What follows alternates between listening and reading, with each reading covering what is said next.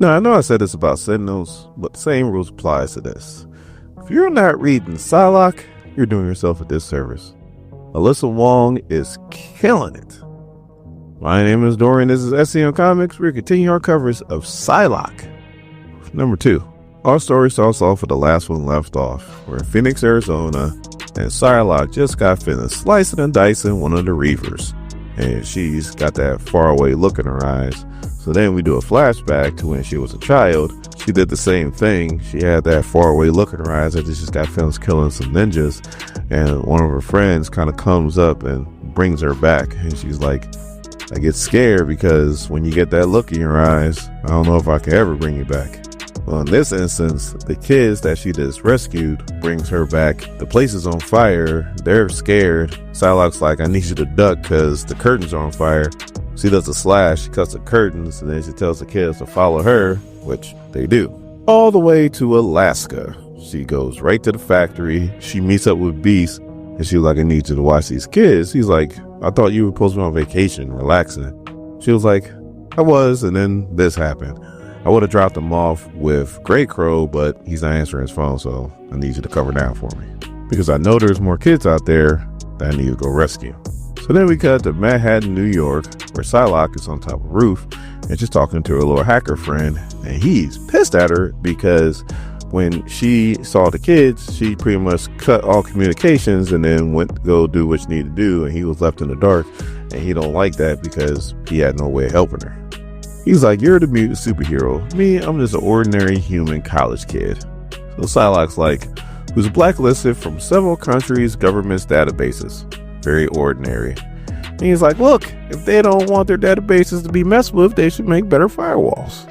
Now, his contact that he's leading Psylocke to happens to be Shinobi Shaw. I mean, if you don't know, yes, this is Sebastian Shaw's son. So her hacker friend tries to give her the lowdown. She's like, I know who this is. I got it from here. And she just jumps down right into the penthouse and scared the bejesus out of most of the people there. So Shinobi's like, I was wondering when he's going to get here. Is it Quanon or is it still Betsy? And she puts a sonic blade to his head. It's like, why don't you let me know? So then she's like, you're the guy that's been feeding my friend all the information about the kids. And he's like, yes, it was me. And she's like, why don't you just go take care of it yourself?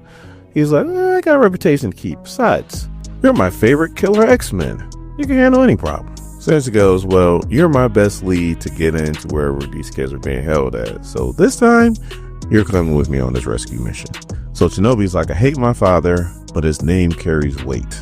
His family name carries weight. This restaurant has a 6-month waiting list. I called last night and got a table for us. So then they go into the bathroom. There's a secret switch. All of a sudden the wall opens up and it leads to an underground fighting ring where they are fighting mutant kids to the death.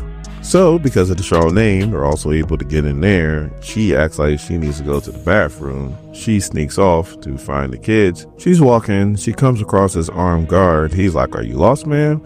She's like, not really. I'm right where I need to be. She hits him with a sonic sigh and then starts mind controlling him. Pretty much makes him open up the door as she sees these kids in cages. Once she sees this, she's done being nice and she knocks the dude out very violently. And then she starts to talk to the kids. Well, come to find out, half of them aren't even mutants. They're normal humans that got hit with the mutant growth hormone. But as soon as she finds out, she gets zapped. And next thing you know, she's knocked out.